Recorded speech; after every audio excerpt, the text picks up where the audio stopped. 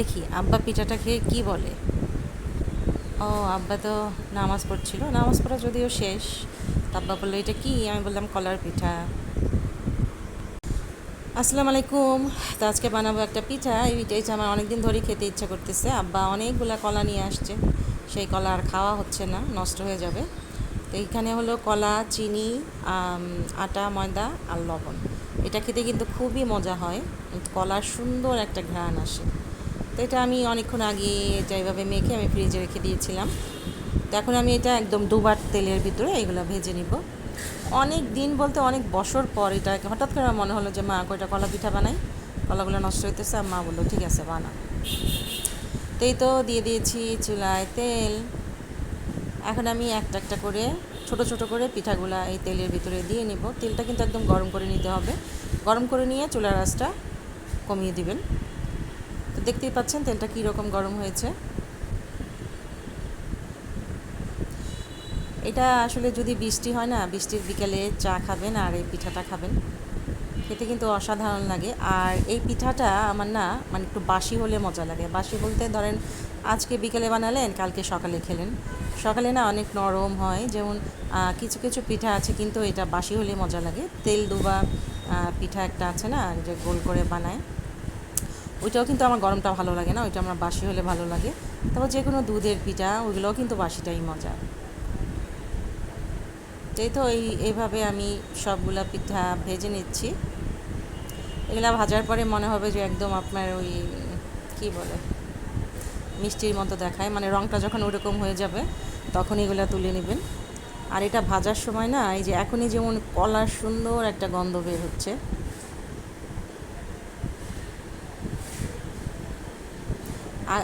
আমাদের গ্রামে না হাট বসতো, ঠিক আছে। তো ওই হাটে একটা লোক ছিল, আমরা যখন ছোট ছিলাম তখন মানে বের হতাম যখন, তখন দেখতাম ওইখানে একটা চাচা ছিল। ওই চাচা না এই বড়া পিঠা বানাইতো, এটার নাম বড়া পিঠা। তো ওই চাচাটা উনি আর ওইখানে কলা টলা দিত না, কারণ ওইখানে দেখা যেত আম, যারা রিক্সাওয়ালা ভাইরা আছে বা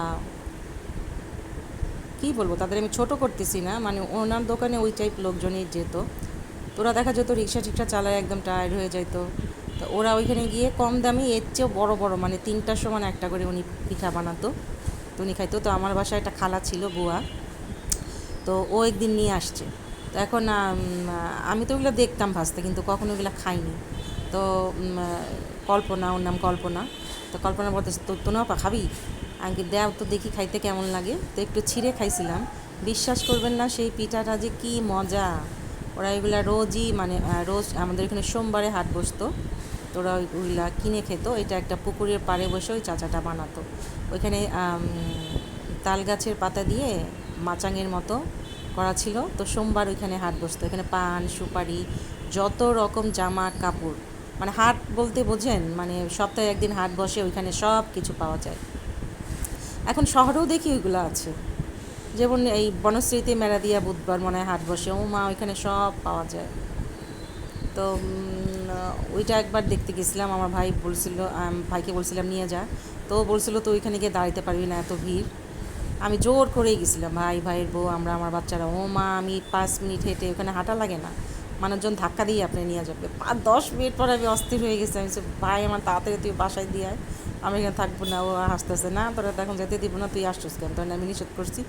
আমি ভাই তুই থাক আমি যাই। পরে আমার 2 বাচ্চা নিয়ে আমি চলে আসছি, এত মানুষজন ভিড়। তো এই যে দেখতে পাচ্ছেন পিঠাগুলা কীরকম হয়েছে, একদম রসে টইটম্বুর হয়ে গিয়েছে পিঠাগুলা। সরি, রসে না, তেলে টইটম্বুর। দেখেন আমি পিঠাগুলা তুলে নিচ্ছি, বাকি পিঠাগুলা দিলাম, আরও পিঠা আছে, আর 2বার মনে হয় দেওয়া যাবে। তো এই যে দেখুন আমার তেলে ভাজা পিঠাগুলো, এগুলা হয়ে গিয়েছে, আর ওইগুলা দিয়ে দিয়েছি। তো এখন এই প্রথম প্লেটটা আমি একটু আব্বাকে দিয়ে আসি, আব্বা খেতে থাক। চুলার জালটা একটু কমিয়ে দিয়ে আমি যাচ্ছি এখন আব্বার কাছে। আব্বা সম্ভবত নামাজ পড়তেছে, এতক্ষণ তো নামাজ শেষ হয়ে যাওয়ার কথা। আব্বা যদিও নামাজের শেষে অনেকক্ষণ বসে তসবি পড়ে, গরমে আব্বা পুরা শার্টের বোতাম টোতাম খুলে বসে আছে। আব্বা বলতেছে এগুলো কী, আমি বলছি আব্বা এটা কলার পিঠা। তাই বললাম ওই যে ওইখানে রাখো, আলনার ওইখানে রাখো, পরে খাইও। তো মা পাশেই ছিল, বললো যে তোর মারে দে। আমি বলছি দিব তো, তুমি এটা নাও মা, তুমি একসাথে খাও। ঠিক আছে, সবাই ভালো থাকেন, আল্লাহ হাফেজ।